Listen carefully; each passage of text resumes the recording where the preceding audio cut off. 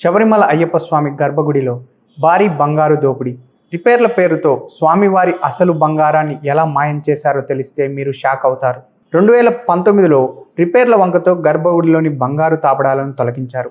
వీటిని చెన్నైలోని ఒక ప్రైవేట్ వర్క్ షాప్కు పంపి కెమికల్స్ ఉపయోగించి అసలు బంగారాన్ని వేరు చేశారు. తిరిగి కేవలం రాగి పలకలపై మెరుగులు పూసి ఏమీ తెలియనట్లు అమర్చారు. భగవంతుని దశావతారాలు, రాశి చక్రాలు ఉన్న విలువైన బంగారు పలకలను రికార్డులో మాత్రం కేవలం సాధారణ రాగి షీట్లు అని తప్పుగా రాయించారు.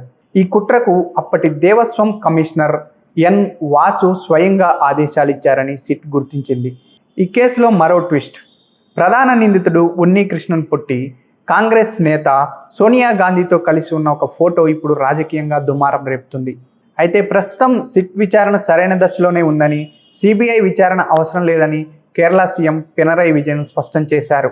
మాజీ అధికారులు ఎన్ వాసు, పద్మకుమార్తో పాటు ప్రైవేట్ జ్యువెలర్స్పై కేసులు నమోదయ్యాయి.